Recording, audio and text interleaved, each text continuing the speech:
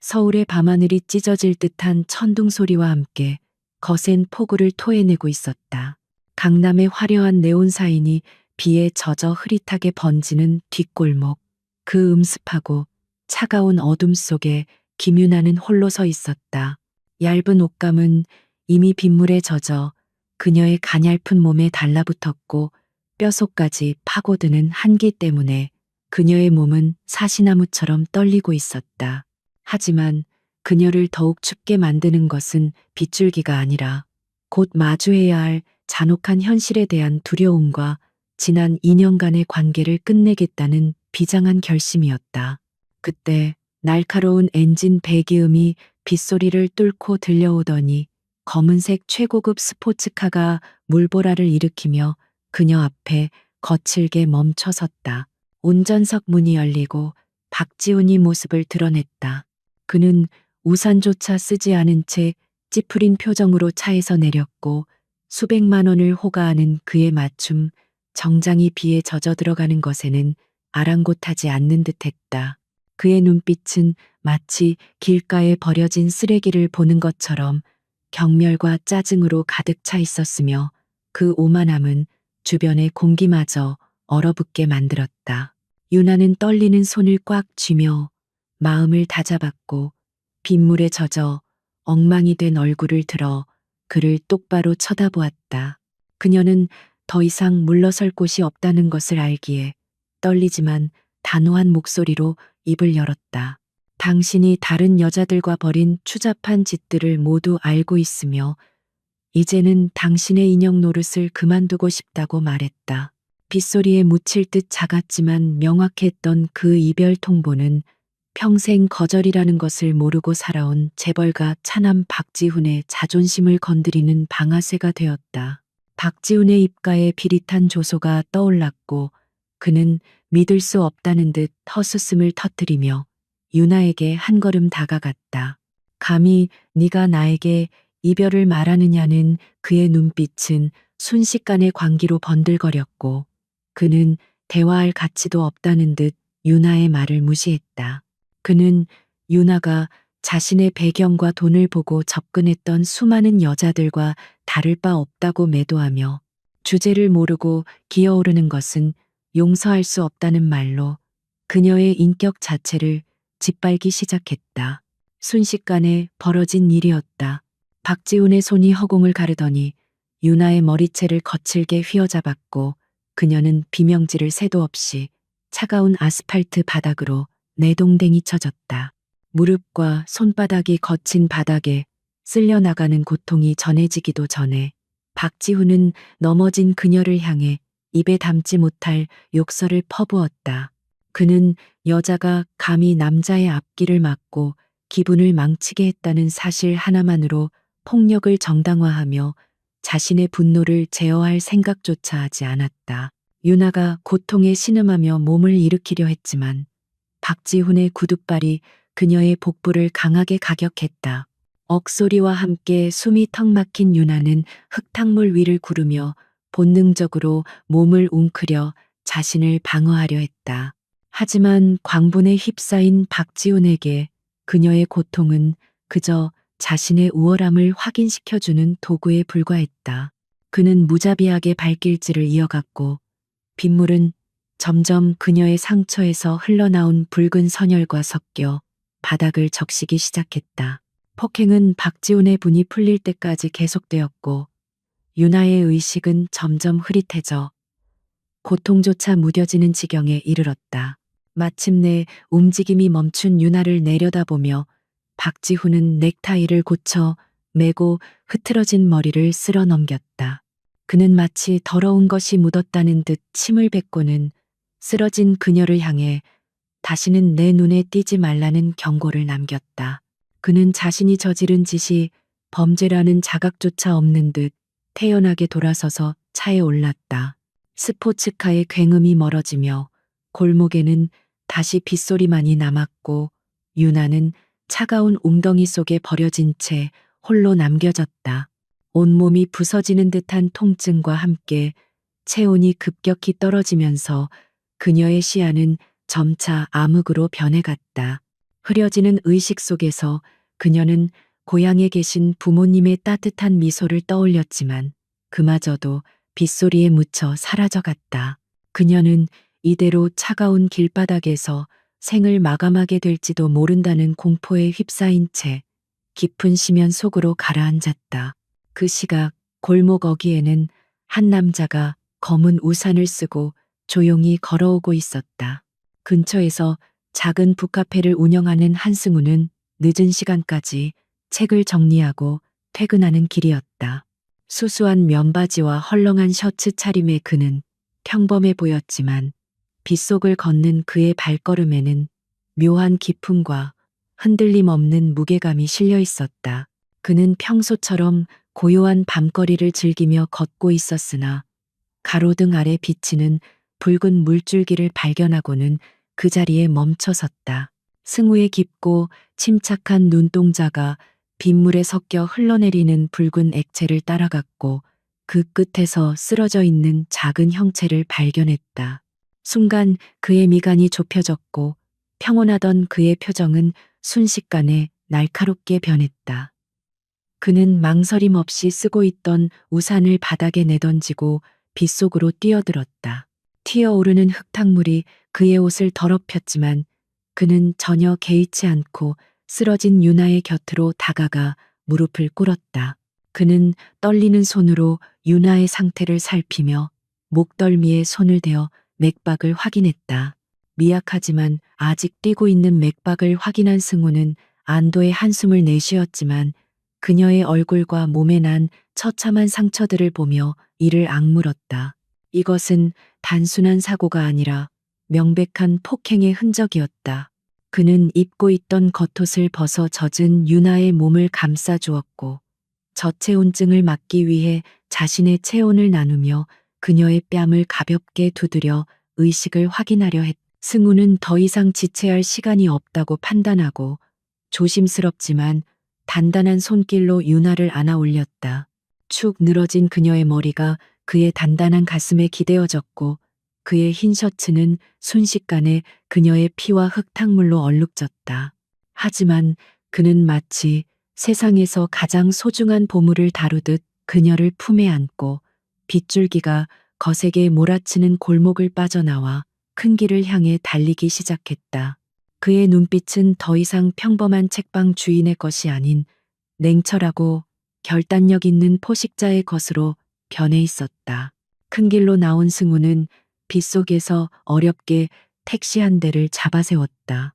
기사는 승우의 품에 안긴 피투성이의 여자를 보고 놀라 주저했지만 승우의 압도적인 눈빛과 위험 있는 목소리에 눌려 서둘러 문을 열었다.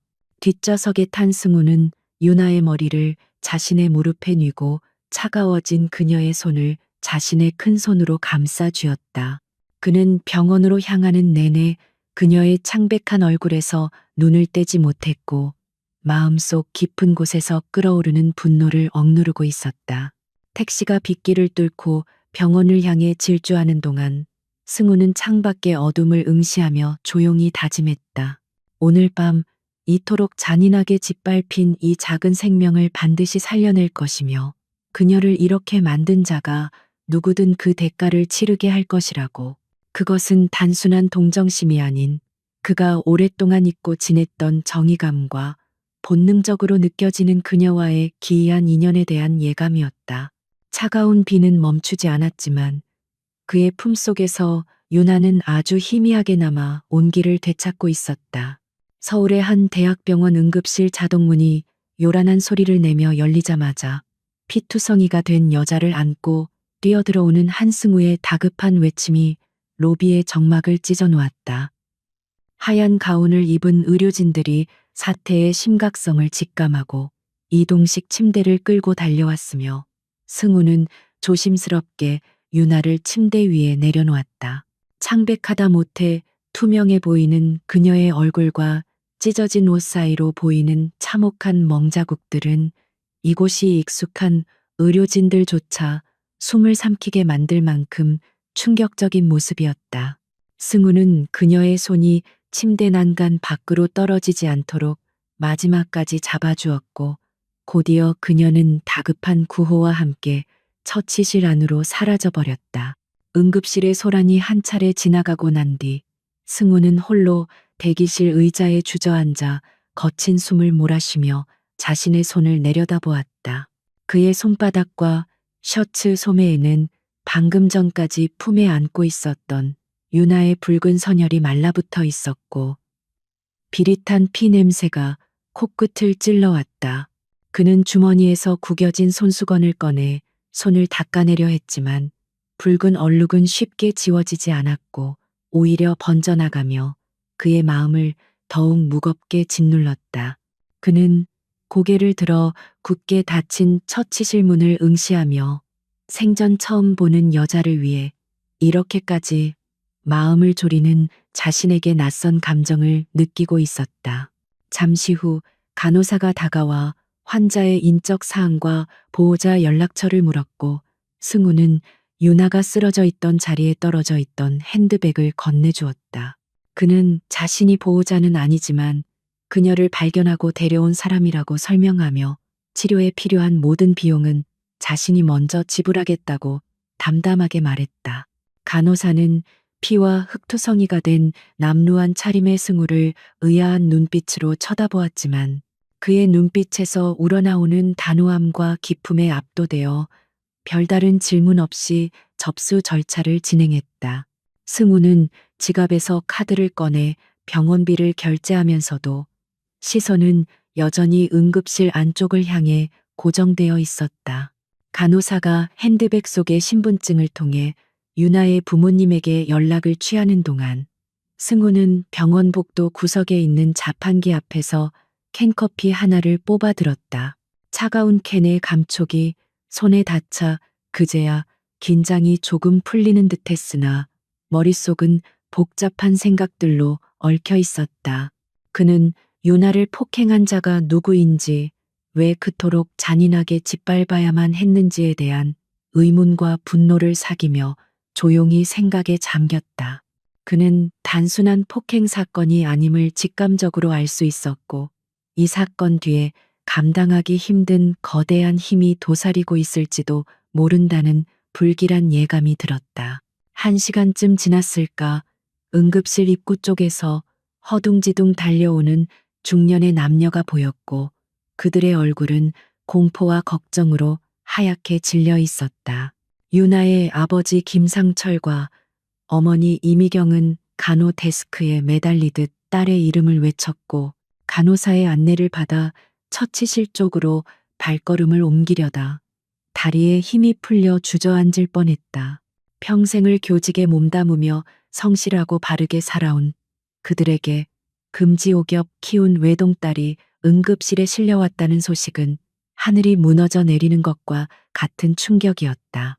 그들은 서로를 부축하며 떨리는 걸음으로 의사가 나오기를 기다리는 대기석으로 향했다. 승우는 그들이 유나의 부모님임을 직감하고 마시던 캔커피를 쓰레기통에 버린 뒤 옷매무새를 다듬고 그들에게 조용히 다가갔다.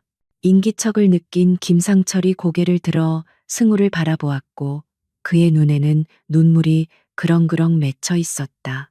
승우는 정중하게 고개를 숙여 인사를 건네며 자신이 유나를 발견하고 병원으로 데려온 사람이라고 차분하게 자신을 소개했다. 부모님은 승우의 피 묻은 옷과 헝클어진 머리를 보고 당황했지만 곧 그가 생명의 은인이라는 사실을 깨닫고는 넙죽절이라도 할 듯이 감사의 뜻을 표했다. 이미경 여사는 승우의 두 손을 꼭 잡고 연신 눈물을 흘리며 고맙다는 말을 반복했고 그녀의 따뜻하지만 떨리는 손길에서 자식을 잃을 뻔한 어미의 절박한 심정이 고스란히 전해졌다. 승우는 그녀의 손을 부드럽게 잡아주며 유나가 곧 괜찮아질 것이라고 위로했지만 사실 그조차도 확신할 수 없는 상황이었다. 그는 부모님에게 발견 당시의 상황을 최대한 순화하여 설명했고 끔찍했던 폭행의 흔적들에 대해서는 굳이 언급하여 그들의 마음에 더 큰 상처를 주지 않으려 배려했다. 김상철은 승우의 배려 깊은 태도에 감동하며 나중에라도 꼭 은혜를 갚겠노라고 다짐했다.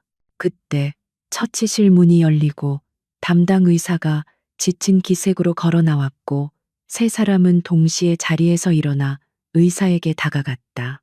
의사는 다행히 생명에는 지장이 없으나 갈비뼈 골절과 심한 타박상 그리고 뇌진탕 증세가 있어 정밀 검사와 절대 안정이 필요하다고 설명했다.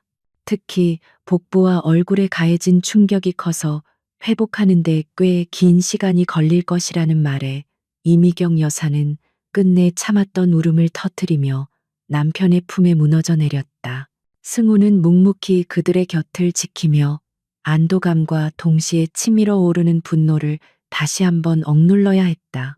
한편 강남의 한 고급 펜트하우스에서는 박지훈이 샤워를 마치고 나와 젖은 머리를 털며 위스키 잔을 기울이고 있었다. 창밖으로 내려다 보이는 서울의 야경은 화려했지만 그의 표정은 귀찮은 일을 처리해야 하는 사람처럼 짜증으로 일그러져 있었다. 그는 테이블 위에 놓인 최신형 스마트폰을 집어들어 어딘가로 전화를 걸었고 신호음이 몇 번 울리기도 전에 상대방이 전화를 받았다. 박지우는 상대방에게 대수롭지 않은 일인 양 골목길에서 약간의 시비가 있었으니 뒤처리를 깔끔하게 하라고 지시했다. 전화기 너머의 상대는 거대 로펌의 파트너 변호사이자 박지훈의 집안일을 도맡아 처리해온 해결사였고 그는 익숙한 듯 상황을 파악하고 즉각적인 조치를 취하겠다고 답했다. 박지훈은 특히 현장 주변의 CCTV 영상을 모조리 확보하여 삭제할 것을 강조했고 만약 경찰이 개입하더라도 단순 사고나 강도 사건으로 위장하라고 명령했다. 그는 유나가 병원에서 깨어나 입을 열더라도 증거가 없으면 아무도 그녀의 말을 믿지 않을 것이라 확신하며 자신의 완벽한 범죄 은폐 계획에 만족스러운 미소를 지었다. 박지우는 전화를 끊고 다시 위스키를 한 모금 들이키며 유나의 고통 따위는 안중에도 없다는 듯 소파에 깊숙이 몸을 묻었다. 그에게 있어 유나는 잠시 가지고 놀다 버린 장난감에 불과했고 장난감이 망가졌다고 해서 주인이 죄책감을 느낄 필요는 없다고 생각했다. 그는 자신이 가진 돈과 권력이면 법과 도덕조차 마음대로 주무를 수 있다고 믿는 오만함에 젖어 있었고 이번 일 또한 아버지의 회사 법무팀이 알아서 조용히 덮을 것이라 낙관했다. 그는 내일 있을 중요한 비즈니스 미팅을 위해 컨디션을 조절해야 한다며 뻔뻔하게도 침실로 향했다. 다시 병원 복도, 유나는 일반 병실로 옮겨졌지만 아직 마취와 충격에서 깨어나지 못한 채 깊은 잠에 빠져 있었다. 병실 안에는 산소 호흡기 소리와 심전도 모니터에 규칙적인 기계음만이 공허하게 울려 퍼지고 있었고 부모님은 딸의 침대 곁을 지키며 뜬 눈으로 밤을 새우고 있었다. 승우는 병실 밖벤치에 앉아 유리창 너머로 그 모습을 지켜보다가 자신이 더 이상 이곳에 있어봤자 방해만 될 뿐이라고 판단했다. 그는 조용히 자리에서 일어나 병원을 나서기로 결심했지만 발걸음이 쉽사리 떨어지지 않았다. 승우가 병원 로비를 빠져나와 다시 빗속으로 걸어 들어갔을 때 그의 주머니 속에 있는 휴대전화가 짧게 진동했다. 그는 발신자를 확인하지 않고 전화를 받았고 수화기 너머에서는 낮고 굵은 목소리의 남자가 보고할 사항이 있다고 말했다. 승우는 차가운 빗줄기를 맞으며 잠시 침묵하다가 지금 당장 알아봐야 할 것이 있다며 나직하지만 서늘한 목소리로 지시를 내렸다. 그는 오늘 밤 강남의 특정 구역에서 발생한 모든 사건, 사고 기록과 CCTV 동선을 확보하고 특히 붉은색 스포츠카의 소유주를 찾아내라고 명령했다. 그는 전화를 끊고 어둠이 짙게 깔린 하늘을 올려다보았는데 비는 여전히 그칠 기미를 보이지 않고 있었다. 승우는 자신이 평범한 서점 주인이라는 가면을 쓰고 살아왔지만 오늘 밤만큼은 그 가면 뒤에 숨겨진 진짜 얼굴을 드러내야 할지도 모른다고 생각했다. 유나를 그렇게 만든 놈이 누구든 그는 자신이 가진 모든 힘과 네트워크를 동원하여 그 대가를 치르게 할 것이었다. 그것은 단순한 복수심이 아닌 힘없는 자를 짓밟은 권력에 대한 응징이자 그가 오랫동안 외면해왔던 정의를 실현하는 시작점이었다. 승우는 빗속을 뚫고 집으로 향하는 택시를 잡지 않고 천천히 걸어가기 시작했다. 차가운 빗물이 그의 몸을 적셨지만 그의 가슴 속에서는 뜨거운 불길이 타오르고 있었다. 그는 유나의 부모님이 건네주었던 따뜻한 캔 음료의 온기를 기억하며 그 평범하고 선량한 사람들이 눈물 흘리지 않도록 지켜주겠다고 다짐했다. 밤거리는 여전히 소란스러웠지만 한승우의 주변만큼은 폭풍 전야처럼 고요하고 무거운 기류가 흐르고 있었다. 이제 막 거대한 운명의 톱니바퀴가 서서히 그리고 무겁게 돌아가기 시작한 것이었다. 다음 날 아침 병실 창문을 통해 들어오는 햇살은 잔인하리만큼 눈부셨지만 유나의 의식은 여전히 칠흑 같은 어둠 속을 헤매고 있었다. 그녀는 악몽 속에서 끊임없이 쏟아지는 차가운 빗줄기와 자신을 내려다보던 박지훈의 광기 어린 눈동자를 마주하며 비명을 지르고 싶었지만 목소리가 나오지 않았다. 식은땀으로 뒤범벅이 된 채 눈을 떴을 때 가장 먼저 느껴진 것은 온몸을 짓누르는 묵직한 통증과 코를 찌르는 소독약 냄새였다. 그녀는 흐릿한 시야 속에서 걱정스런 표정으로 자신을 내려다보는 부모님의 얼굴을 확인하고 나서야 지옥 같았던 어젯밤이 현실이었음을 깨닫고 하염없이 눈물을 흘리기 시작했다. 김상철과 이미경은 깨어난 딸의 손을 잡고 안도의 한숨을 내쉬었지만 딸의 퉁퉁 부어오른 얼굴과 깁스를 한 팔을 보며 가슴이 미어지는 고통을 느꼈다. 유나는 말을 하려 했지만 턱과 입안의 상처 때문에 신음소리밖에 낼 수 없었고 그 모습은 지켜보는 부모의 마음을 더욱더 갈갈이 찢어놓았다. 간호사가 들어와 진통제를 투여하고 안정을 취해야 한다고 당부했지만 유나의 눈동자는 여전히 두려움에 떨고 있었다. 그녀는 자신이 살아있다는 사실에 안도하기보다는 박지훈이 다시 찾아와 해코지를 할지도 모른다는 공포감에 휩싸여 문 쪽을 계속해서 힐끔거렸다. 오후가 되자 관할 경찰서 형사 2명이 병실을 찾아왔는데 그들의 태도는 피해자 조사를 하러 온 사람들 치고는 지나치게 건조하고 사무적이었다. 껌을 씹으며 들어온 나이든 형사는 유나의 상태를 대충 훑어보고는 형식적인 질문들을 던지기 시작했다. 그는 사건 발생 시각과 장소, 가해자의 인상착의를 물으면서도 유나의 답변을 귀담아 듣지 않고 수첩에 대충 휘갈겨 적는 둥 마는 둥 했다. 유나가 힘겹게 박지훈의 이름을 거론하며 폭행 사실을 진술하자 형사들은 서로 묘한 눈빛을 교환하며 곤란한 표정을 지었다. 형사는 헛기침을 하며 가해자로 지목된 박지훈 씨 측에서는 쌍방 폭행을 주장하고 있으며 유나 씨가 먼저 시비를 걸었다는 진술이 있다고 넌지시 말했다. 게다가 사고 현장의 CCTV는 하필이면 어제 내린 폭우로 인한 오작동으로 녹화된 영상이 없다고 덧붙였다. 이는 명백히 누군가 손을 쓴 것이 분명했지만 경찰은 증거 불충분과 엇갈리는 진술을 핑계로 사건을 단순 다툼이나 사고로 몰아가려는 기색이 역력했다. 김상철이 격분하여 항의했지만 형사는 오히려 진정하라며 법적으로 해결하려면 확실한 증거를 가져오라고 으름장을 놓았다. 경찰들이 무책임하게 돌아간 뒤 병실 안에는 무거운 침묵과 절망감이 감돌았고 유나는 억울함에 입술을 깨물었다. 자신이 피해자임에도 불구하고 가해자의 권력 앞에 무력해지는 현실을 마주하며 그녀는 세상이 얼마나 불공평하고 냉혹한지 뼈저리게 느꼈다. 부모님은 딸을 위로하며 변호사를 선임해서라도 끝까지 싸우겠다고 다짐했지만 평생 정직하게만 살아온 그들에게 거대 기업을 상대로 한 싸움이 얼마나 계란으로 바위치기인지 짐작조차 하지 못하고 있었다. 그들은 그저 정의가 살아있기를 바라는 순진한 희망을 품고 있을 뿐이었다.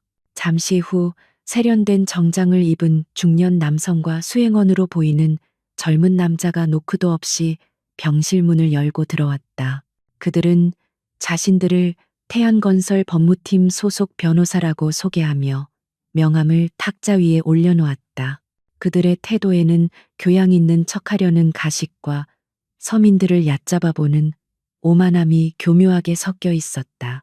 그들은 유나의 안부를 묻는 척했지만 그 눈빛에는 동정심이라고는 찾아볼 수 없었고 오로지 일을 빨리 처리하고 가고 싶다는 귀찮음만이 가득했다. 변호사는 서류 가방에서 두툼한 봉투와 합의서를 꺼내며 본론으로 들어갔다. 그는 박지훈 상무님께서도 이번 일로 심적인 고통을 겪고 계시지만 도의적인 차원에서 치료비와 위로금을 넉넉히 챙겨드리라고 지시하셨다고 말했다. 그들이 제시한 금액은 평범한 직장인의 몇 년치 연봉에 해당하는 큰 돈이었지만 그 대가로 요구하는 조건은 치욕적이었다. 합의서에는 이번 사건에 대해 민형사상 어떠한 책임도 묻지 않을 것이며 언론이나 제3자에게 절대 발설하지 않겠다는 비밀 유지 조항이 빼곡히 적혀 있었다. 김상철은 떨리는 손으로 합의서를 집어들었다가 내용을 읽어 내려갈수록 얼굴이 붉게 달아올랐다. 이것은 사과가 아니라 돈으로 입을 막겠다는 협박이나 다름없었고 딸의 고통을 돈으로 환산하려는 그들의 태도에 치를 떨었다. 그는 봉투를 변호사의 가슴팍에 집어던지며 당장 나가라고 소리쳤다. 우리는 돈 따위 필요 없으니 법대로 처벌받게 할 것이라고 외치는 아버지의 목소리는 분노로 갈라져 있었다. 하지만 변호사는 바닥에 떨어진 봉투를 비웃는 듯한 표정으로 내려다보며 혀를 찼다. 변호사는 옷 매무새를 고치며 싸늘한 미소를 지었다. 그는 어르신 감정적으로 대응하지 마시고 현실을 직시하시는 게 좋을 거라고 조롱하듯 충고했다. 태안건설을 상대로 소송을 걸어봤자 승산이 없을 뿐더러 유나 씨의 앞길만 막히게 될 것이라는 은근한 협박을 덧붙였다. 그는 명함을 다시 한번 가리키며 생각이 바뀌면 연락하라는 말을 남기고 뒤도 돌아보지 않고 병실을 나갔다. 그들의 뒷모습은 마치 거대한 성벽처럼 느껴져 병실에 남겨진 가족들을 더욱 초라하고 무력하게 만들었다. 유나는 소리 죽여 흐느끼기 시작했고 어머니 이미경은 그런 딸을 끌어안고 함께 눈물을 흘렸다. 아버지는 벽을 주먹으로 치며 자신의 무능함을 탓했고 병실안은 권력의 폭력 앞에 짓밟힌 소시민의 비탄으로 가득 찼다. 그들은 세상이 자신들을 버렸다는 고립감에 휩싸였고 앞으로 닥쳐올 시련에 대한 두려움으로 숨조차 제대로 쉴 수 없었다. 정의는 교과서에나 존재하는 단어였고 현실은 돈과 힘이 지배하는 정글이었다. 그때 반쯤 열린 병실 문틈 사이로 이 모든 광경을 지켜보고 있는 그림자가 있었다. 한승우였다. 그는 유나의 상태가 걱정되어 잠시 들렀다가 경찰의 부당한 대우와 변호사들의 뻔뻔한 협박을 목격하고 말았다. 문 밖에 서 있는 그의 주먹은 하얗게 질릴 정도로 꽉 쥐어져 있었고 평소에 온화하던 눈빛은 차갑게 가라앉아 심해처럼 깊고 어두운 빛을 띠고 있었다. 그는 안으로 들어가 그들을 위로하고 싶었지만 지금 당장 필요한 것은 따뜻한 말 한마디가 아니라는 것을 누구보다 잘 알고 있었다. 승우는 조용히 병실 앞을 떠나 인적이 드문 비상구 계단으로 향했다. 계단의 서늘한 공기가 그의 뜨거워진 머리를 식혀주는 듯 했지만 가슴 속에서 타오르는 불길은 더욱 거세졌다. 그는 주머니에서 구형으로 보이지만 보안 기능이 철저하게 탑재된 특수 스마트폰을 꺼내 들었다. 그리고 단축 번호 1번을 길게 눌렀다. 신호음이 한 번 울리기도 전에 상대방이 전화를 받았고 정중하고 절도 있는 목소리가 수화기 너머로 들려왔다. 회장님, 기다리고 있었습니다. 승우의 비서실장이자 베리타스 그룹의 2인자인 최 실장의 목소리였다. 승우는 잠시 침묵을 지키다 놨고 위험 있는 목소리로 지시를 내렸다. 태안건설, 그리고 박지훈에 관한 모든 것을 조사해 회계장부, 이중계약, 비자금 조성 내역, 그리고 그 집안의 사적인 추문까지 하나도 빠짐없이. 그의 목소리에는 그 어떤 감정도 섞여 있지 않았지만 듣는 사람으로 하여금 오금을 저리게 만드는 절대적인 권위가 담겨 있었다. 최 실장은 승우의 갑작스러운 명령에도 전혀 당황하지 않고 마치 준비되어 있었다는 듯 침착하게 대답했다. 승우는 이어지는 지시를 내렸다. 그리고 베리타스의 자금 일부를 유동화시켜 놈들의 자금줄을 끊어야겠어. 법무팀도 대기시키고 특히 그들이 자랑하는 로펌을 상대할 수 있는 최고의 팀으로 꾸려. 이것은 단순한 조사가 아니라 전면전을 선포하는 것이었다. 승우는 더 이상 숨어있는 관찰자가 아니라 판을 뒤엎을 설계자가 되기로 결심한 것이었다. 전화를 끊은 승우는 계단 난간에 기대어 창밖을 바라보았다. 멀리 보이는 태안건설의 사옥이 위압적으로 솟아 있었지만 승우의 눈에는 그저 곧 무너져 내릴 모래성처럼 보일 뿐이었다. 그는 자신이 다시 어두운 권력의 세계로 발을 들여놓는다는 사실의 씁쓸함을 느꼈지만 후회는 없었다. 유나의 눈물과 그 부모님의 절망을 본 이상 그는 더 이상 침묵하는 방관자로 남을 수 없었다. 그는 자신이 가진 힘을 올바른 곳에 가장 잔혹하고 확실한 방법으로 사용하기로 마음먹었다. 승우는 다시 병실 쪽으로 발걸음을 옮겼다. 이제 그는 베리타스의 회장이 아닌 유나를 걱정하는 동네 서점 주인 한승우로 돌아가야 했다. 병실 문을 열기 전 그는 깊게 심호흡을 하며 표정을 부드럽게 풀었다. 그는 병실 안으로 들어가 망연자실해 있는 가족들에게 다가갔고 아무것도 모르는 척 따뜻한 미소를 지으며 과일 바구니를 내려놓았다. 그의 등장은 침울했던 병실 분위기를 아주 조금이나마 환기시켰고 부모님은 그를 반기면서도 미안한 기색을 감추지 못했다. 승우는 침대 옆 의자에 앉아 유나를 바라보았다. 붕대와 멍으로 가려져 있지만 그녀의 눈동자 속에 담긴 맑고 강인한 영혼은 여전히 빛나고 있었다. 그는 속으로 다짐했다. 조금만 기다려요. 당신이 흘린 눈물만큼, 아니 그보다 1000배, 10,000배 더 고통스럽게 그들에게 되돌려 줄 테니까. 겉으로는 평범한 이웃처럼 담소를 나누고 있었지만 승우의 머릿속에서는 이미 태안건설을 무너뜨릴 거대한 계획이 치밀하게 돌아가고 있었다. 그날 밤 승우는 병원을 나와 자신의 서점으로 돌아갔다. 불 꺼진 서점 안, 낡은 책 냄새가 그를 반겼지만 그는 책을 읽는 대신 노트북을 켰다. 화면 가득 태안건설의 주가 흐름과 지분 구조도가 떠올랐다. 그는 안경을 고쳐 쓰고 데이터를 분석하기 시작했다.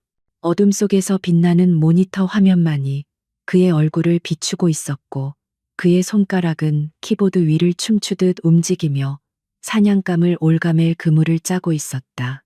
전쟁은 이미 시작되었다. 일주일이라는 시간이 흐르면서 유나의 병실은 차갑고 삭막했던 공간에서 조금씩 온기가 감도는 장소로 변해가고 있었다. 그 변화의 중심에는 매일같이 병실을 찾아오는 한승우가 있었다. 그는 마치 출근 도장을 찍듯 하루도 거르지 않고 저녁 무렵이면 나타났는데 빈손으로 오는 법이 없었다. 때로는 유나의 부모님이 드실 따뜻한 전복죽을, 때로는 유나가 좋아할 만한 화집이나 가볍게 읽을 수 있는 에세이집을 들고 왔다. 그의 방문은 지쳐있는 유나의 가족들에게 유일한 숨구멍이자 위로가 되었고 그들은 어느새 시계바늘이 저녁 6시를 가리키면 자연스레 문 쪽을 바라보며 그를 기다리게 되었다. 승우는 결코 요란하게 자신을 드러내거나 생색을 내는 법이 없었고 그저 묵묵히 필요한 곳에 있어주는 사람이었다. 그는 유나의 아버지가 잠시 자리를 비우면 대신 물병을 갈아주거나 어머니가 쪽잠을 잘 수 있도록 의자를 펴주는 등 세심한 배려를 아끼지 않았다. 부모님은 낡은 점퍼 차림에 운동화를 신고 다니는 그를 보며 형편은 넉넉하지 않아도 마음만은 비단결 같은 청년이라고 생각했다. 그들은 승우가 작은 동네 서점을 운영하며 근근히 살아가는 소시민이라고 철석같이 믿고 있었기에 그가 베푸는 호의에 미안해하면서도 점차 그를 아들처럼 의지하게 되었다. 유나는 침대에 기대어 앉아 승우가 가져다 준 미술 서적을 넘기며 곁에서 사과를 깎고 있는 그의 옆모습을 물끄러미 바라보았다. 박지훈과 함께 있을 때는 늘 숨이 막히고 살얼음판을 걷는 듯한 긴장감을 느꼈지만 승우의 곁에서는 이상하리만큼 마음이 편안해지는 것을 느꼈다. 그는 그녀에게 부담스러운 질문을 하거나 동정 어린 시선을 보내지 않았고 그저 그림에 대한 이야기나 서점에 찾아오는 엉뚱한 손님들의 에피소드를 들려주며 그녀가 잠시나마 고통을 잊고 웃을 수 있게 해주었다. 유나의 마음속 얼음장 같던 상처들이 그의 잔잔한 목소리에 조금씩 녹아내리고 있었다. 어느 비 오는 오후, 승우는 유나가 보건미술가라는 사실을 기억하고 이탈리아의 유명한 보건 전문가가 쓴 희귀한 서적을 구해왔다. 유나는 눈을 반짝이며 책을 받아들었고 승우는 부드러운 미소를 지으며 그녀에게 말했다. 망가진 그림을 복원하는 일은 단순히 색을 덧칠하는 것이 아니라 그 그림이 간직한 시간과 기억을 치유하는 과정 같다고. 그는 유나 역시 지금은 부서지고 상처 입었지만 그 과정을 통해 더 깊이 있고 단단한 사람으로 거듭날 것이라 믿는다는 진심 어린 위로를 건넸다. 그 말은 유나의 가슴 깊은 곳을 울렸고 그녀는 처음으로 다시 일어설 수 있다는 희망을 품게 되었다. 하지만 병실 밖의 세상은 여전히 그들에게 호의적이지 않았고 박지훈의 분노는 시간이 갈수록 더욱 거세지고 있었다. 그는 유나가 자신의 합의 제안을 거절하고 여전히 고소를 취하하지 않고 있다는 사실에 격분하여 사무실 집기를 때려 부수며 날뛰었다. 그는 자신의 완벽한 인생에 오점을 남기는 것을 용납할 수 없었고 감히 자신을 거역한 대가가 얼마나 혹독한지 보여주겠다고 이를 갈았다. 비서는 눈치를 보며 조심스럽게 보고를 올렸는데 유나의 곁에 정체불명의 남자가 붙어 도움을 주고 있다는 내용이었다. 박지우는 책상 위에 놓인 사진 속의 승우를 노려보며 비릿한 웃음을 흘렸다. 고작 동네 책방 주인 따위가 감히 자신의 일에 끼어들었다는 사실이 기가 찼고 동시에 그 남자를 짓밟아 유나의 희망을 꺾어버릴 좋은 먹잇감으로 여겼다. 그는 즉시 뒷골목에서 활동하는 폭력배들에게 연락을 취해 승우가 운영하는 서점 더 페이지를 찾아가 다시는 딴 생각을 못하도록 확실하게 손을 봐주라고 지시했다. 그는 법이나 공권력이 닿지 않는 음지에서의 해결 방식을 선호했고 돈이면 움직이지 않는 것이 없다고 믿는 전형적인 타락한 권력자였다.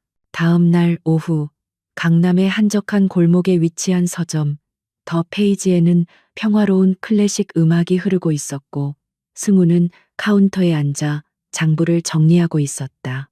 그때 거친 엔진 소리와 함께 검은 승합차 한 대가 가게 앞에 멈춰섰고 덩치 큰 남자 넷이 쇠파이프와 야구 방망이를 들고 차에서 내렸다. 그들은 가게 문을 발로 차 부수듯이 열고 들어와 평화롭던 서점의 공기를 순식간에 공포로 몰아넣었다. 손님은 없었지만 책장에 꽂혀 있던 책들이 그들의 위협적인 기세에 눌려 숨을 죽이는 듯했다. 우두머리로 보이는 남자가 껌을 씹으며 승우에게 다가와 위협적인 목소리로 물었다. 내 놈이 감히 남의 여자일에 참견하고 다니는 그 샌님이냐고 비아냥거리며 책상 위에 놓인 앤틱 스탠드를 쳐서 바닥으로 떨어뜨렸다. 쨍그랑하는 소리와 함께 유리 파편이 튀었지만 승우는 미동도 하지 않고 천천히 고개를 들어 그들을 바라보았다. 그의 표정에는 두려움이나 당황함이 전혀 없었고 오히려 귀찮은 파리떼를 보는 듯한 무심함만이 서려 있었다. 깡패들은 예상치 못한 승우의 반응에 잠시 주춤했지만 곧 쪽수를 믿고 더욱 거칠게 날뛰기 시작했다. 그들은 진열된 책장을 발로 차 넘어뜨리고 애지중지하던 화초들을 바닥에 내동댕이치며 난동을 부렸다. 우두머리는 승우의 멱살을 잡고 얼굴을 들이밀며 이번엔 경고로 끝나지만 다음엔 내 놈의 다리 몽둥이를 부러뜨려 놓을 것이라고 협박했다. 그는 박지훈 상무님의 심기를 건드리면 쥐도 새도 모르게 사라질 수 있다는 사실을 명심하라며 승우의 뺨을 톡톡 쳤다. 그러나 그 순간 승우의 눈빛이 돌변했다. 깊은 심해처럼 고요하던 그의 눈동자에 서늘한 살기가 스쳐 지나갔고 잡힌 멱살을 쥔 우두머리의 손목을 순식간에 낚아챘다. 우두머리가 비명을 지를 새도 없이 뼈가 으스러지는 듯한 고통이 손목을 타고 전신으로 퍼져나갔다.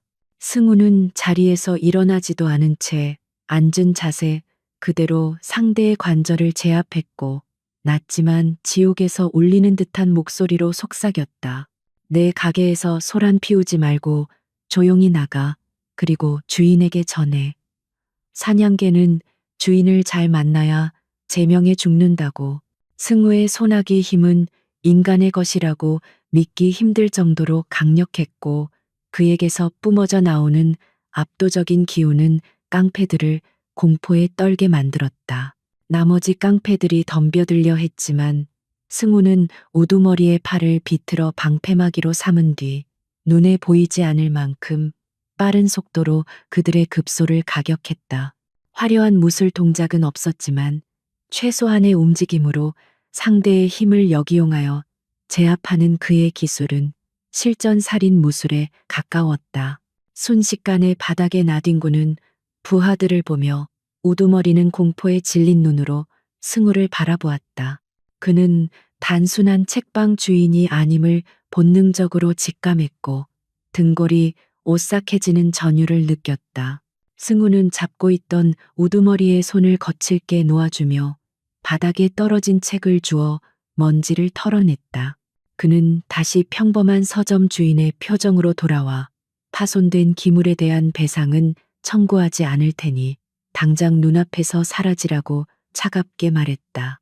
깡패들은 혼비백산하여 도망치듯 서점을 빠져나갔고 그들의 뒤로 굳게 닫히는 문소리만이 텅 빈 공간에 울려 퍼졌다. 승우는 흐트러진 옷매무새를 가다듬고 깨진 유리 조각들을 바라보며 깊은 한숨을 내쉬었다. 그들이 건드린 것은 단순한 서점 주인이 아니라 잠자고 있던 사자였다는 것을 그들은 꿈에도 몰랐을 것이다. 그날 밤 서점을 정리한 승우는 병원으로 향하는 대신 베리타스 본사의 보안 회선으로 최 실장에게 전화를 걸었다. 그의 목소리는 더 이상 부드러운 이웃집 청년의 것이 아니었고 거대 자본을 움직이는 냉혹한 지배자의 톤으로 돌아와 있었다. 그는 태양건설에 대한 자금 압박을 즉시 시작하고 특히 박지훈이 관여하고 있는 모든 프로젝트의 대출 만기를 연장 없이 회수하라고 지시했다. 또한 박지훈의 개인 비리뿐만 아니라 그를 비호하고 있는 정계와 법조계의 카르텔 명단까지 확보하라고 명령했다. 승우는 전화를 끊고 서점에 불을 끄며 어둠 속에 잠긴 자신의 공간을 둘러보았다. 유나와 그녀의 가족을 지키기 위해서는 이제 더 이상 그림자 속에 숨어 있을 수만은 없다는 것을 깨달았다. 박지훈이 폭력을 선택했다면 승우는 그보다 더 잔인하고 무자비한 자본의 폭력으로 대답해 줄 생각이었다. 그는 내일 아침이면 태양건설의 주가 폭락과 함께 금융권의 빚 독촉이 시작될 것임을 예고하는 서늘한 미소를 지으며 어둠 속으로 사라졌다. 다음 날 병실에 도착한 승우는 여느 때와 다름없이 온화한 미소로 유나를 맞이했다. 그의 손에는 붕대가 감겨 있었지만 그는 책장을 정리하다가 가볍게 긁힌 상처라고 둘러댔다. 유나는 걱정스러운 눈빛으로 그의 손을 어루만졌고 승우는 그녀의 따뜻한 손길에서 자신이 싸워야 할 이유를 다시 한번 확인했다. 그는 유나에게 곧 좋은 소식이 있을 것이라고 안심시키며 자신이 곁에 있는 한 그 누구도 그녀를 해치지 못할 것이라고 약속했다.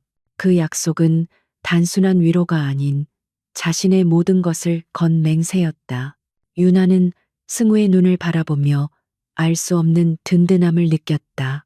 비록 그가 구체적으로 어떤 일을 할 수 있을지는 몰랐지만 그의 단단한 눈빛은 그녀에게 세상 그 어떤 방패보다도 강한 믿음을 주었다.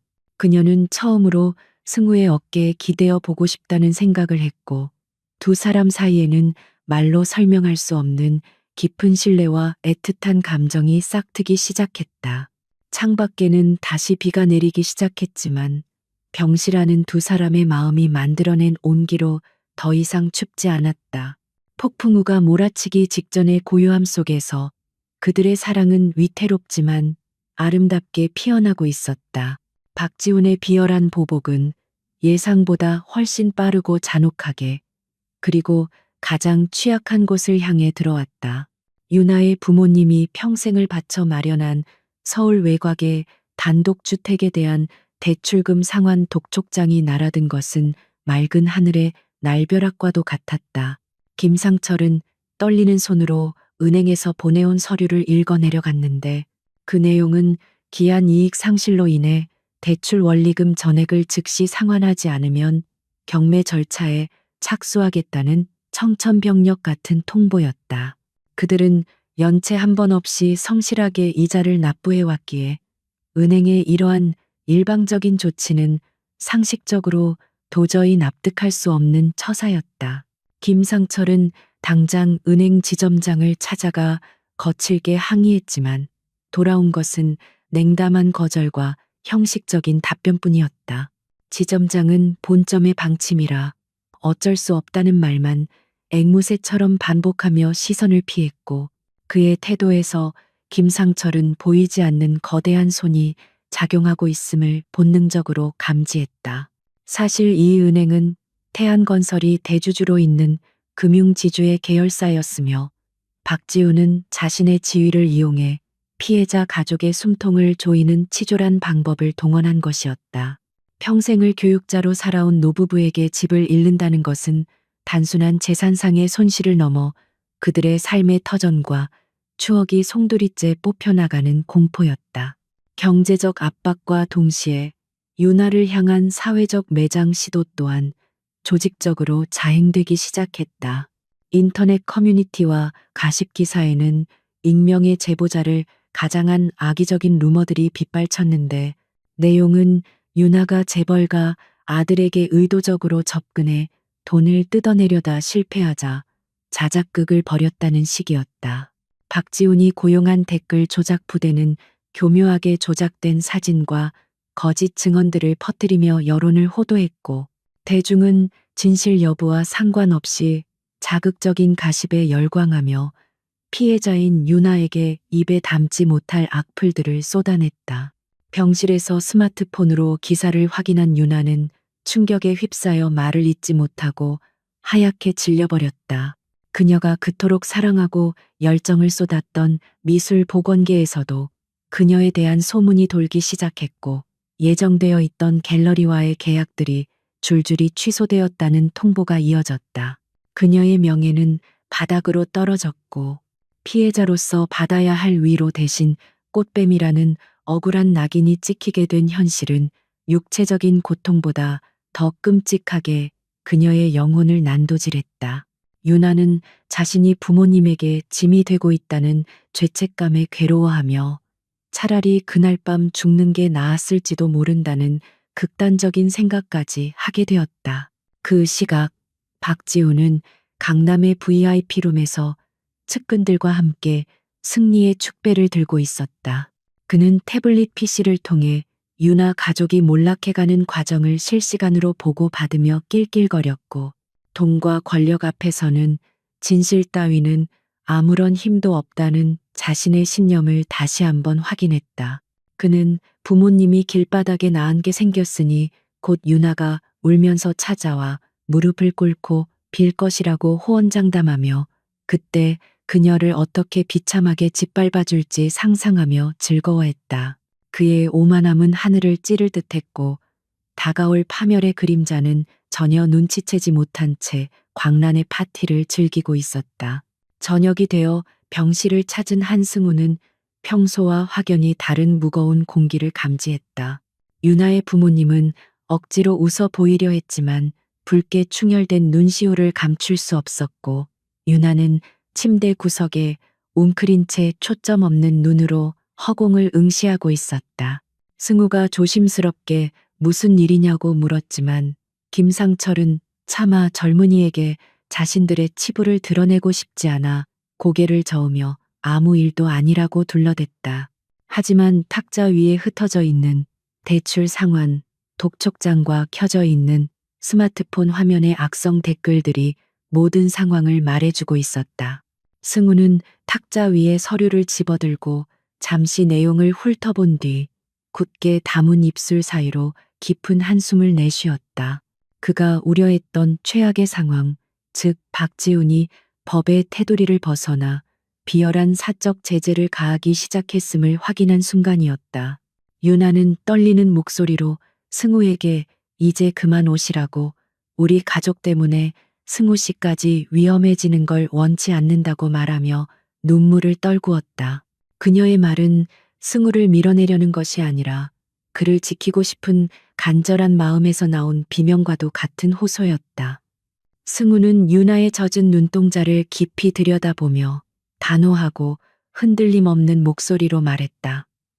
유나 씨, 그리고 아버님, 어머님, 제가 말씀드렸죠. 당신들은 잘못한 게 없다고요. 이 집은, 그리고 유나 씨의 명예는 제가 반드시 지킵니다. 그의 말에는 근거 없는 자신감이 아닌 듣는 사람을 압도하는 묵직한 힘이 실려 있었다. 그는 잠시 자리를 비우겠다며 병실을 나섰고, 그의 발걸음은 그 어느 때보다 빠르고 결연했다. 이제 더 이상 동네 서점 주인이라는 연극을 지속할 때가 아니었다. 병원 옥상으로 올라온 승우는 밤하늘을 올려다보며 넥타이를 거칠게 풀어헤쳤다. 그의 눈빛은 차가운 분노로 이글거리고 있었고, 그는 주머니에서 보안 전용 스마트폰을 꺼내 베리타스 그룹의 최상위 긴급 코드를 입력했다. 지금 즉시 프로젝트 네메시스를 가동한다. 목표는 태한건설, 그리고 박지훈 일가다. 그의 명령이 떨어지자마자 전 세계 금융 네트워크에 거미줄처럼 퍼져 있는 베리타스의 자본이 일제히 움직이기 시작했다.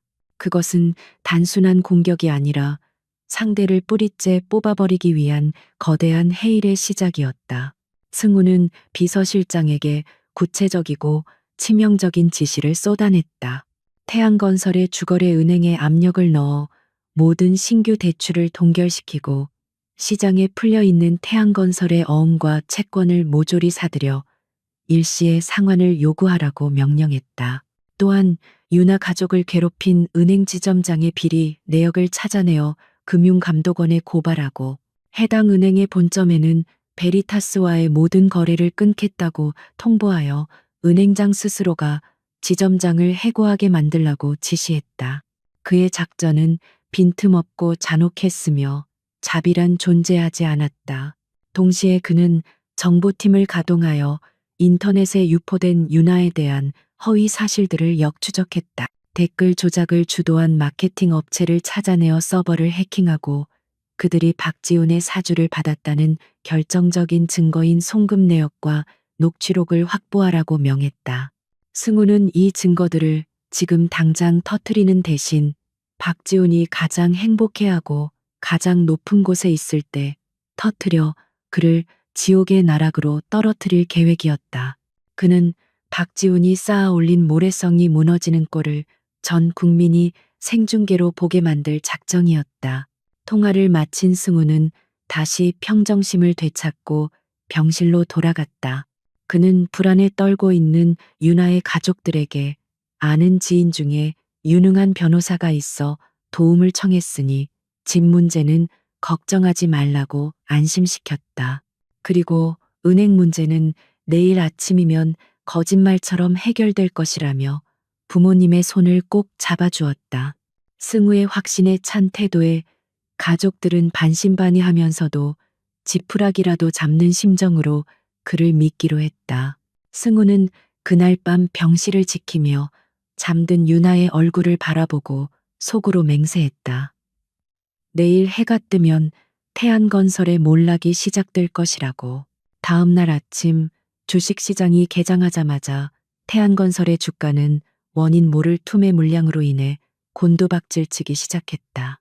증권가에는 태안건설의 자금 사정이 악화되었다는 찌라시가 급속도로 퍼져나갔고 주요 채권단이 자금 회수에 나섰다는 소문이 돌면서 투자자들의 공포 심리를 자극했다. 박지훈의 아버지인 박 회장은 집무실에서 비명을 지르며 임원들을 소집했지만 누구도 이 갑작스러운 사태의 원인을 파악하지 못했다.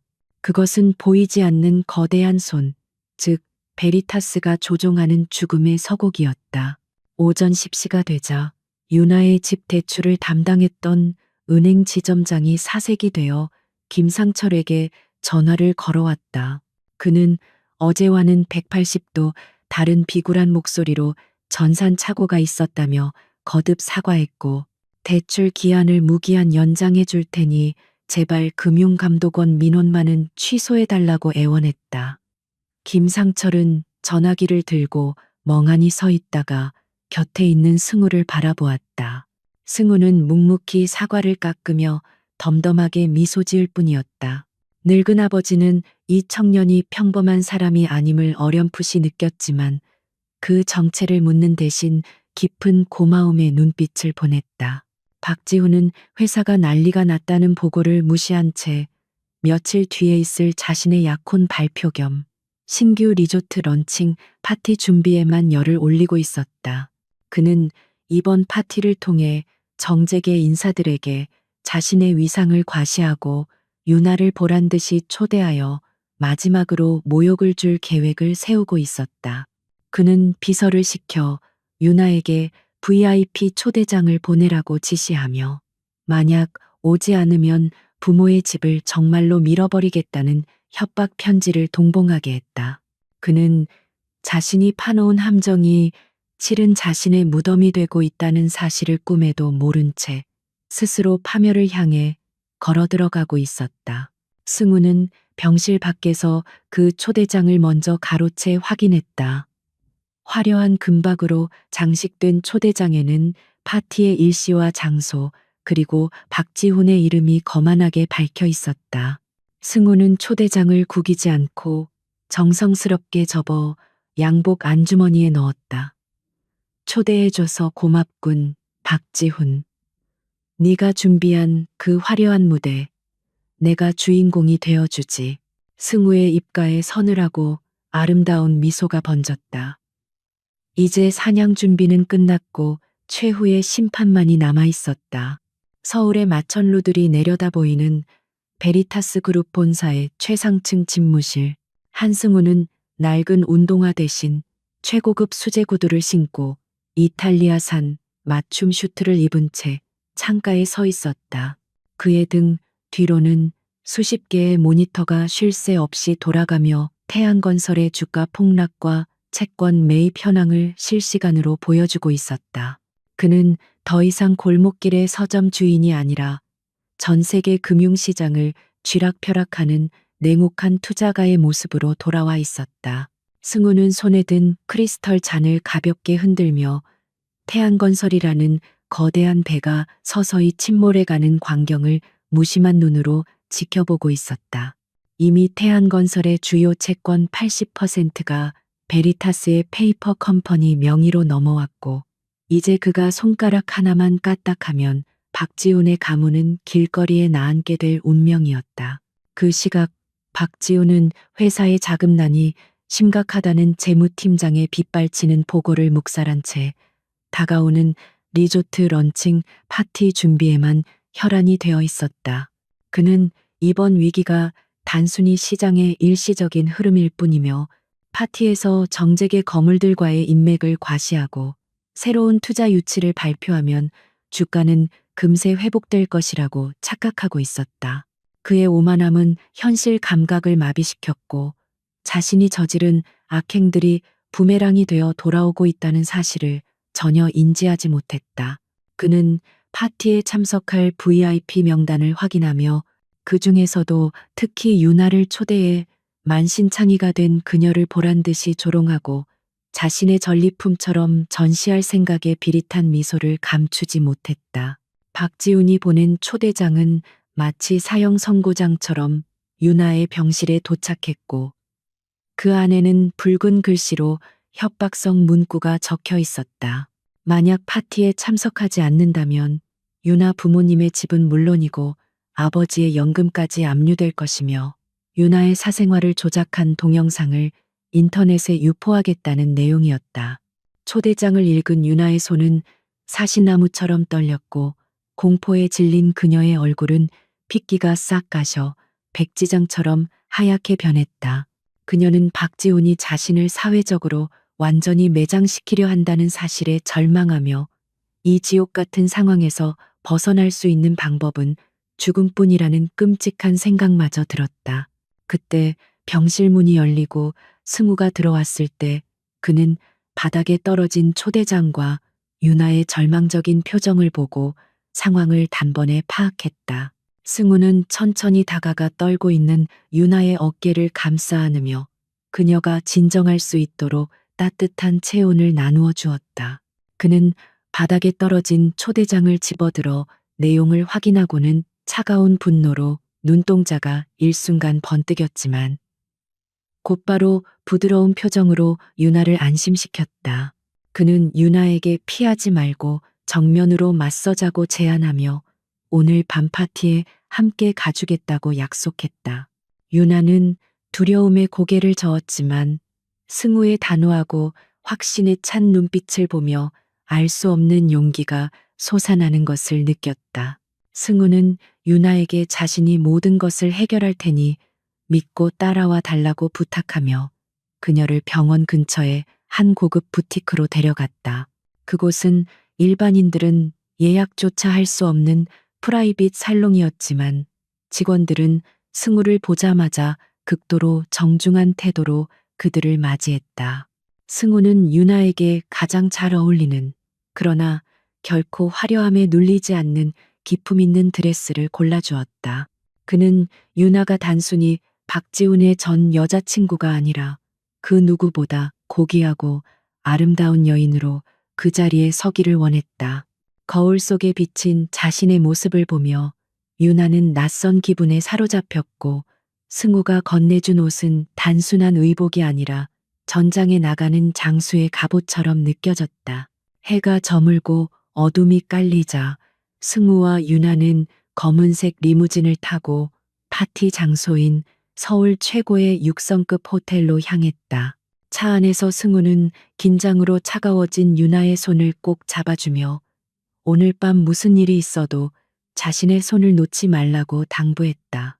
그의 목소리는 낮고 부드러웠지만 그 안에는 산을 옮길 듯한 묵직한 힘이 담겨 있어 유나의 불안한 마음을 진정시켜 주었다. 유나는 승우의 옆 얼굴을 바라보며 평범한 서점 주인인 줄만 알았던 그에게서 느껴지는 낯선 위압감에 의아함을 느꼈지만 지금 의지할 수 있는 사람은 오직 그뿐이라는 사실을 되새겼다. 호텔 로비는 수많은 취재진과 화려한 드레스를 입은 명사들로 북적였고 카메라 플래시가 쉴 새 없이 터지며 눈부신 섬광을 만들어냈다.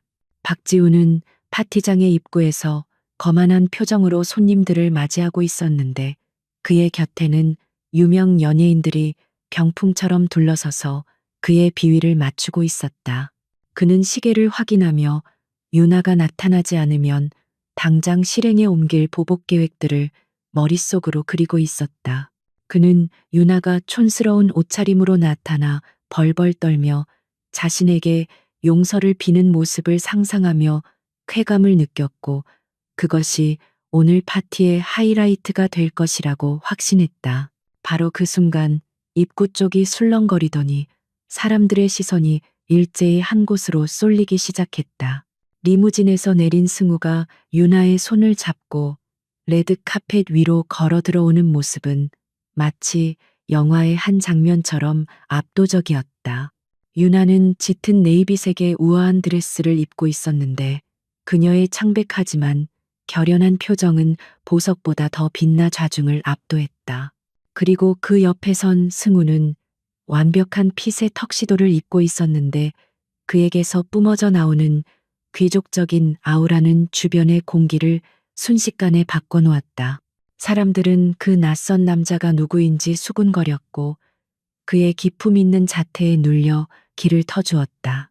박지우는 자신의 눈을 의심하며 그들에게 다가갔고 유나의 곁에 선 남자가 며칠 전 자신이 깡패들을 보내 짓밟으려 했던 서점 주인이라는 사실을 알아차리고 경악했다. 그는 분노로 얼굴이 일그러지며 경호원들을 부르려 했지만 승우가 보내는 서늘한 눈빛에 순간적으로 몸이 굳어버리는 것을 느꼈다. 박지우는 억지로 비웃음을 띠며 유나에게 다가가 이런 놈을 데리고 여기까지 오다니 제정신이냐며 비아냥거렸다.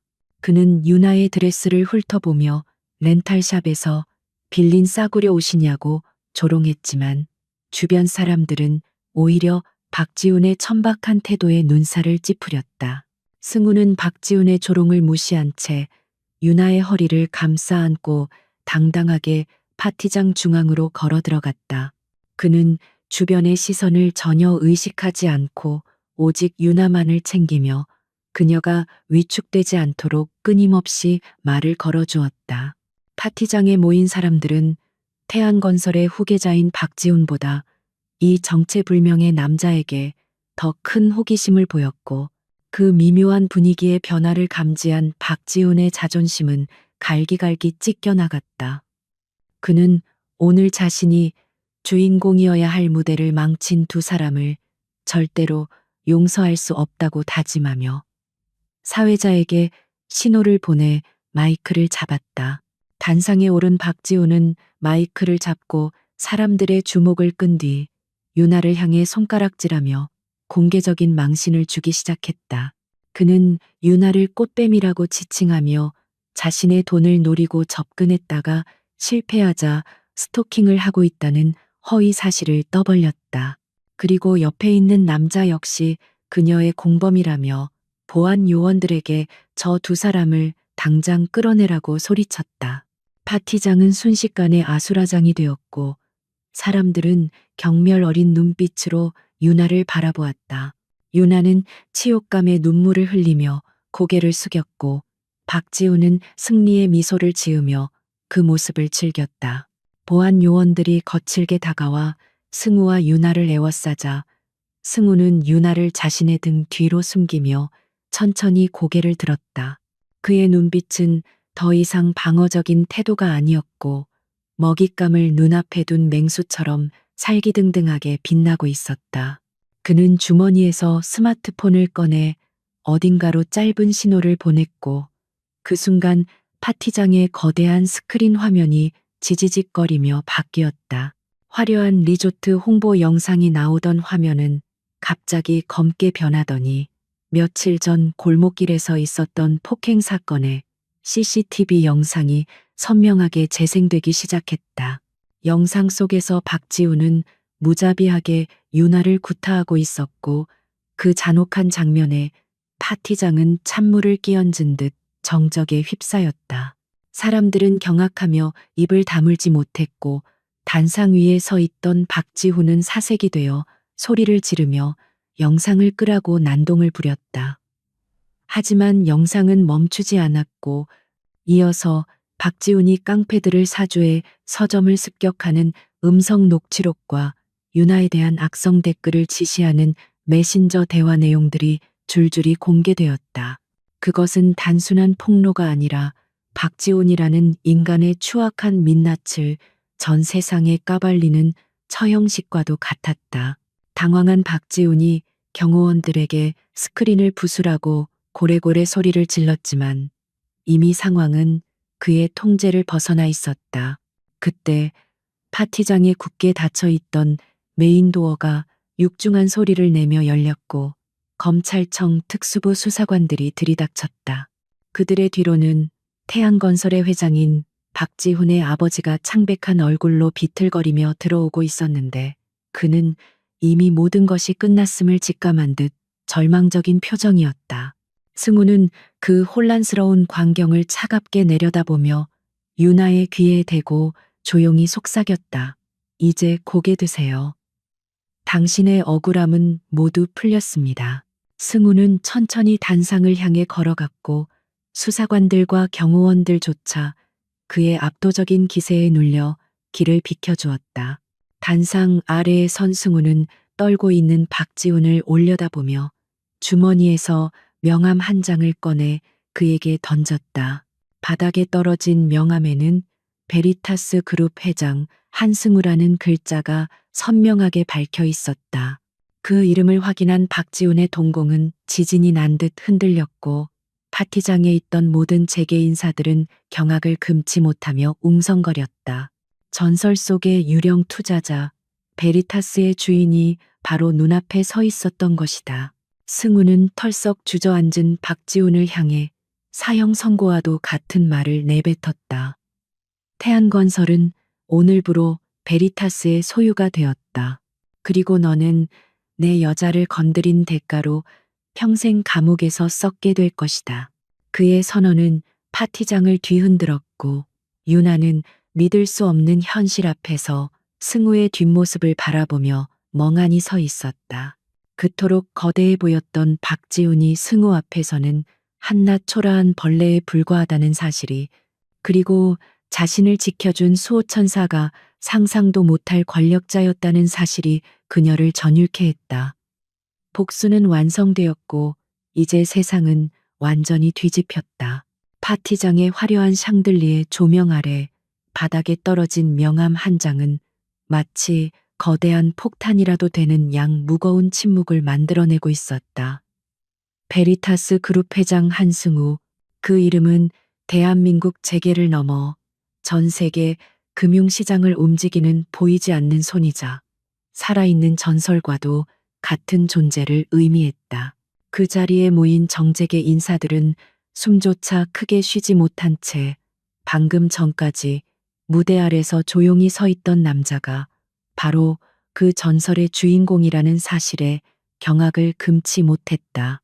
박지훈의 아버비인 박 회장은 사색이 얼굴로 비틀거리며 단상 앞으로 다가와 믿을 수 없다는 듯 떨리는 손으로 바닥에 명함을 집어들었다. 박 회장은 명함에 새겨진 베리타스 그룹의 문장을 확인하는 순간 다리에 힘이 풀려 그 자리에 털썩 주저앉고 말았다.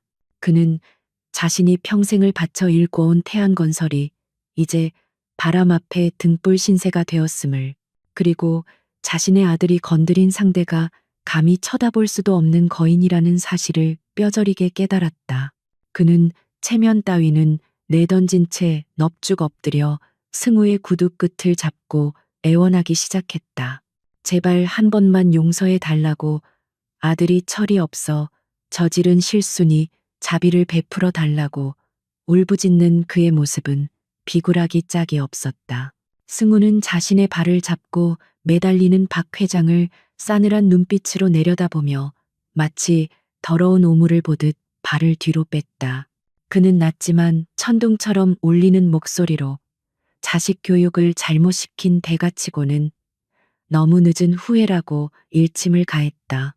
승우는 태양건설의 모든 경영권은 이미 베리타스로 넘어왔으며 박 회장 일가가 회사 돈을 횡령하고 비자금을 조성한 증거들이 지금 이 순간 검찰로 넘어가고 있다고 통보했다. 그것은 단순한 기업 인수가 아니라 부패한 권력에 대한 철저한 응징이자 파멸의 선고였다. 한편 상황 파악을 하지 못하고 멍하니 서 있던 박지우는 아버지가 무릎을 꿇는 모습을 보고서야 현실을 자각하기 시작했다. 하지만 그의 삐뚤어진 자존심은 패배를 인정하는 대신 광기로 폭발했고 그는 괴성을 지르며 승우를 향해 달려들려 했다. 그러나 그의 발버둥은 대기하고 있던 검찰 수사관들에 의해 순식간에 제압당했고 그의 양손에는 차가운 수갑이 채워졌다. 박지우는 놓으라고 소리를 지르며 발악했지만 이미 그는 재벌가 후계자가 아닌 현행범으로 체포되는 초라한 범죄자에 불과했다. 수사관들에게 끌려나가는 박지훈의 모습은 파티장에 설치된 대형 스크린을 통해 생중계되었고 그곳에 모인 모든 사람들은 오만했던 폭군의 몰락을 똑똑히 목격했다. 박지훈은 유나를 노려보며 저주 섞인 말을 퍼부으려 했지만 승우가 유나의 앞을 막아서며 그 시선을 차단했다. 승우의 등 뒤에 선 유나는 비로소 안도의 한숨을 내쉬며 자신을 괴롭히던 악몽이 끝났음을 실감했다. 그녀의 눈에서는 뜨거운 눈물이 흘러내렸지만 그것은 슬픔이 아닌 해방감과 벅차오르는 감동의 눈물이었다. 파티장 구석, 박지훈의 강요로 억지로 끌려와 이 모든 광경을 지켜보고 있던 유나의 부모님은 너무 놀라 입을 다물지 못하고 있었다. 그들은 며칠 전까지만 해도 병실에서 사과를 깎아주며 낡은 점퍼를 입고 웃던 그 청년이 대한민국을 뒤흔드는 거대 그룹의 회장이라는 사실을 도저히 믿을 수 없었다. 김상철은 안경을 고쳤으며 단상 위의 승우를 다시 한번 확인했고 이미경 여사는 떨리는 손으로 가슴을 쓸어내렸다. 그들에게 승우는 그저 고마운 이웃 청년이었는데 이제는 감히 쳐다보기도 힘든 높은 분이 되어 있었다. 상황이 정리되자 승우는 단상에서 내려와 곧장 유나의 부모님이 있는 구석자리로 발걸음을 옮겼다. 수많은 취재진과 재계 인사들의 시선이 그의 움직임을 따랐지만 승우는 오직 두 분만을 바라보며 걸어갔다. 그는 놀란 표정으로 굳어있는 유나의 부모님 앞에 서서 회장의 위엄이 아닌 예전의 공손한 태도로 정중하게 허리를 숙여 인사했다. 놀라게 해드려 죄송합니다. 아버님, 어머님, 미리 말씀드리지 못한 건 사정이 있었습니다. 하지만 제가 유나 씨를 지키겠다는 약속은 거짓이 아니었습니다. 승우의 진심 어린 사과와 변함없는 태도에 유나의 부모님은 그제야 긴장이 풀리며 눈시울을 붉혔다. 김상철은 떨리는 손을 뻗어 승우의 어깨를 두드리며 자네가 누구든 상관없이 우리 딸을 살려준 은인이라는 사실은 변하지 않는다고 떨리는 목소리로 말했다. 이미경 여사 역시 승우의 손을 잡고 고맙다는 말을 연발하며 눈물을 흘렸다. 화려한 파티장 한복판에서 벌어진 이 소박하고 따뜻한 재회는 지켜보는 사람들의 마음까지 뭉클하게 만들 만큼 진정성이 넘쳐 흘렀다. 그때 눈치 빠른 기자들이 몰려들어 승우와 유나를 에워싸고 플래시를 터뜨리며 질문 공세를 퍼붓기 시작했다. 승우는 유나의 눈이 부시지 않도록 손으로 가려주며 기자들을 향해 단호하고 절제된 어조로 입을 열었다. 그는 오늘부로 태안건설은 역사 속으로 사라질 것이며 앞으로 자신의 사람인 김유나 씨와 그녀의 가족을 건드리는 자는 베리타스 그룹 전체를 적으로 돌리게 될 것이라고 공개적으로 선언했다. 그의 말은 단순한 경고를 넘어 유나에 대한 절대적인 보호와 애정을 세상에 공표하는 것이었다. 승우의 선언이 끝나자 경호원들이 길을 터주었고 승우는 유나의 허리를 감싸 안고 당당하게 파티장을 빠져나갔다. 마치 모세가 홍해를 가르듯 사람들이 양쪽으로 물러섰고 그 사이를 걸어가는 두 사람의 뒷모습은 그 어느 때보다 아름답고 강인해 보였다. 유나는 승우의 단단한 품에 의지해 걸음을 옮기며 자신을 둘러싼 세상이 완전히 변했음을 느꼈다. 더 이상 그녀는 힘없는 피해자가 아니었고 세상에서 가장 강력한 수호자의 보호를 받는 소중한 존재가 되어 있었다. 호텔 밖으로 나온 두 사람은 준비된 리무진에 올랐고 차 문이 닫히자 비로소 외부의 소음과 시선이 차단되며 고요함이 찾아왔다. 유나는 차창 밖으로 멀어지는 화려한 호텔을 바라보다가 천천히 고개를 돌려 승우를 응시했다. 지금 눈앞에 있는 남자는 익숙하면서도 낯설었고 그녀는 그에게 묻고 싶은 말이 너무나 많았다. 하지만 승우의 눈을 마주한 순간 그녀는 어떤 질문보다 그의 존재 자체가 주는 위로가 더 크다는 것을 깨달았다. 승우는 유나의 혼란스러운 마음을 읽은 듯 넥타이를 느슨하게 풀며 부드러운 미소를 지어 보였다. 그는 유나에게 자신이 누구인지, 왜 신분을 숨겨야 했는지에 대해 천천히 설명하기 시작했다. 그는 권력의 암투에 지쳐 평범한 삶을 동경했던 자신의 과거와 비 오는 날 골목길에서 유나를 만난 후 다시 힘을 사용하기로 결심했던 순간들에 대해 담담하게 고백했다. 그의 이야기는 화려한 영웅담이 아니라 사랑하는 사람을 지키기 위해 고뇌했던 한 남자의 진솔한 고백이었다. 유나는 승우의 이야기를 들으며 그가 가진 권력의 무게와 그 이면에 감춰진 외로움을 이해하게 되었다. 그녀는 조심스럽게 손을 뻗어 승우의 손을 잡았고 승우는 그녀의 손을 깍지 껴 잡으며 따뜻하게 마주 보았다. 유나 씨, 저는 베리타스의 회장이기 이전에 당신이 좋아하는 책을 골라주고 싶은 서점 주인 한승우입니다. 그거 하나만 기억해 주세요. 그의 말에 유나는 눈물을 글썽이며 고개를 끄덕였고 차가운 도시의 밤을 가로지르는 리무진 안은 두 사람의 사랑으로 따뜻하게 채워졌다. 계절이 바뀌어 차가운 바람이 불던 서울의 거리에 벚꽃이 흩날리는 따스한 봄이 찾아왔다. 박지훈과 태안건설을 둘러싼 법적 공방은 예상보다 빠르게 그리고 철저하게 마무리되었다. 대한민국 검찰은 베리타스 그룹이 제공한 방대한 양의 비리 증거들 앞에서 더 이상 권력의 눈치를 볼 필요가 없었고 여론의 거센 분노는 재판부를 압박하여 전례 없는 중형을 이끌어냈다.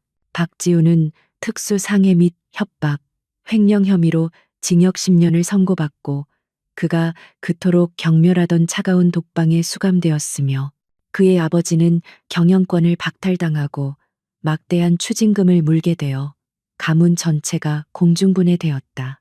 한승우가 이끄는 베리타스 그룹은 태안건설의 부실한 사업 부문을 과감히 정리하고 건전한 자산만을 인수하여 새로운 합작 법인을 설립했다. 승우는 인수 과정에서 고용 승계를 최우선 원칙으로 내세워 경영진의 비리로 인해 직장을 잃을 위기에 처했던 수천 명의 직원들을 구제했다. 이러한 행보는 재계에 큰 파장을 일으켰고 베리타스는 단순한 투기 자본이 아닌 사회적 책임을 다하는 기업으로 이미지가 쇄신되었다. 승우는 여전히 언론 노출을 꺼렸지만 그의 결단력과 인간적인 면모는 아름아름 전해져 침묵의 제왕이라는 새로운 별명을 얻게 되었다. 유나의 삶 또한 긴 겨울잠에서 깨어나 서서히 제자리를 찾아가고 있었다. 박지훈이 퍼뜨렸던 악성 루머들은 재판 결과와 함께 거짓임이 만천하에 드러났고 대중은 피해자였던 그녀에게 보냈던 비난을 철회하고 응원과 사과의 메시지를 보내왔다. 하지만 유나는 세간의 관심에 일이 일비하지 않고 자신이 가장 사랑하는 미술 복원 작업에만 매진했다.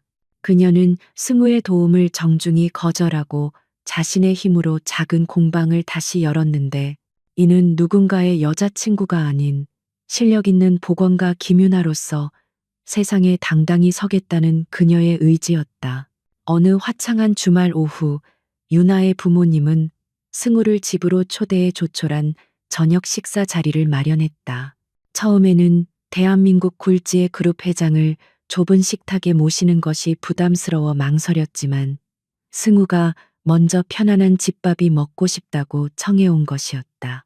김상철은 긴장한 손길로 불고기를 굽고 찌개를 끓였지만 현관문을 들어서는 승우의 손에 들린 소박한 과일 바구니와 넥타이를 푼 편안한 셔츠 차림을 보자 비로소 마음의 빗장을 풀 수 있었다.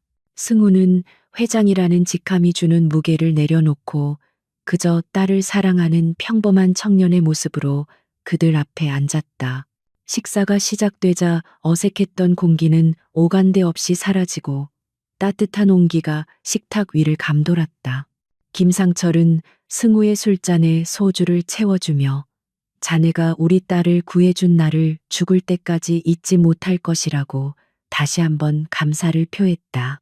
이미경 여사 또한 승우의 밥그릇에 반찬을 올려주며 부모 없이 외롭게 자랐다는 승우의 과거 이야기를 듣고는 눈시울을 붉히며 친아들처럼 챙겨주었다. 승우는 난생 처음 느껴보는 가정의 따스함에 가슴이 벅차올랐고 화려한 스카이라운지의 만찬보다 이 소박한 밥상이 자신에게는 훨씬 더 값지고 행복하다고 진심으로 고백했다. 식사를 마친 후 승우와 유나는 달빛이 내려앉은 집 앞 공원을 천천히 산책했다. 밤 공기는 상쾌했고 두 사람의 발걸음은 서로에게 맞춰져 나란히 이어졌다. 유나는 승우의 손을 잡으며 회장님으로서의 삶과 서점 주인으로서의 삶 중에서 어떤 것이 진짜 당신이냐고 장난스럽게 물었다. 승우는 잠시 걸음을 멈추고 유나를 바라보며 베리타스의 회장은 세상을 상대하기 위한 갑옷일 뿐이고 당신과 함께 있는 지금 이 순간의 한승우가 진짜 자신의 모습이라고 대답했다. 그의 눈빛에는 한치의 거짓도 없는 순수한 진심이 담겨 있었다. 승우는 유나를 데리고 다시 강남의 골목길에 위치한 서점 더 페이지로 향했다. 깡패들의 난동으로 엉망이 되었던 서점은 말끔하게 수리되어 예전의 고즈넉한 분위기를 되찾아 있었고 은은한 조명 아래 책 냄새가 편안하게 그들을 반겼다. 승우는 유나를 창가 쪽 테이블에 앉히고 서가 깊숙한 곳에서 낡은 양장본 책 한 권을 꺼내왔다. 그것은 두 사람이 처음 대화를 나누게 되었던 계기가 된 19세기 낭만주의 시집의 초판본이었다. 유나는 그 책을 받아들고 놀라움을 감추지 못했는데 승우가 이 희귀한 책을 구하기 위해 얼마나 많은 노력을 기울였는지 짐작할 수 있었기 때문이었다. 승우는 책을 펼쳐 책갈피처럼 꽂혀 있던 작은 봉투를 유나에게 건넸다.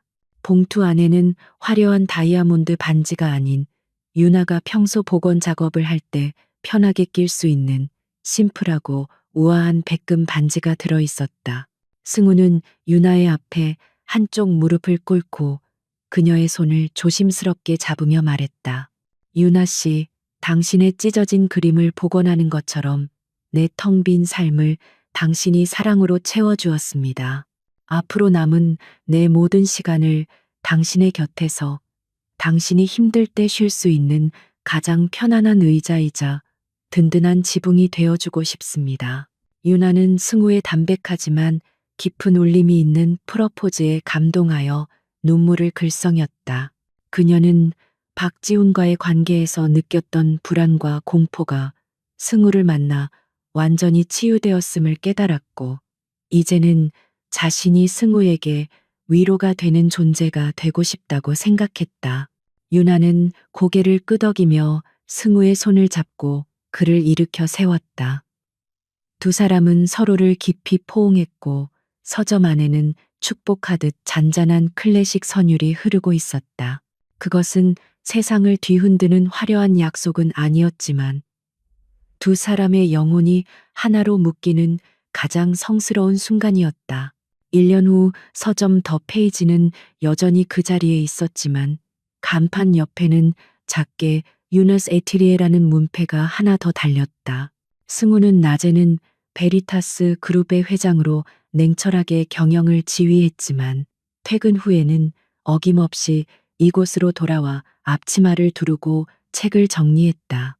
유나는 서점 안쪽 공간에 마련된 작업실에서 오래된 그림들의 숨결을 되살리는 일에 몰두했고, 가끔 고개를 들어 승우가 손님들과 도란도란 대화를 나누는 모습을 바라보며 미소 지었다.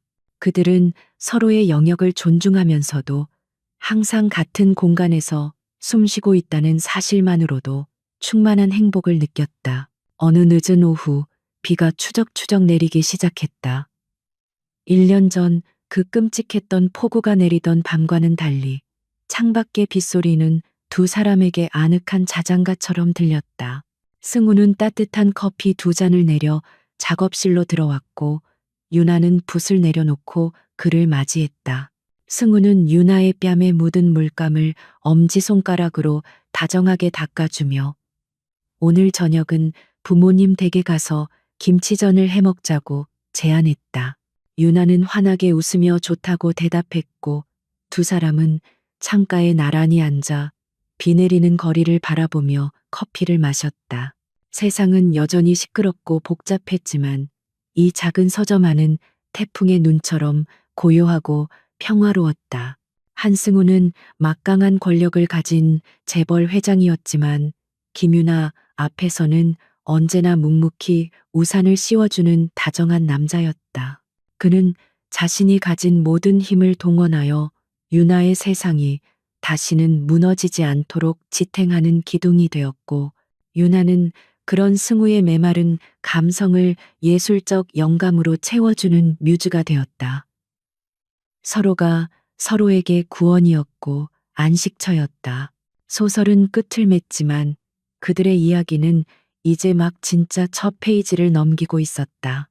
과거의 상처는 흉터로 남았지만 그 흉터마저도 서로의 사랑으로 덮어 더욱 단단해진 두 사람. 한승우는 앞으로도 영원히 유나의 뒤에서 그녀를 지키는 그림자가 될 것이며, 그 그림자는 어둠이 아닌 뜨거운 햇살을 막아주는 시원한 그늘이 되어줄 것이다. 비가 그치고 구름 사이로 찬란한 햇살이 서점 안으로 쏟아져 들어오며 두 사람의 맞잡은 손을 따스하게 비추었다. 그것은 그들의 앞날에 펼쳐질 눈부신 미래를 예고하는 축복의 빛이었다.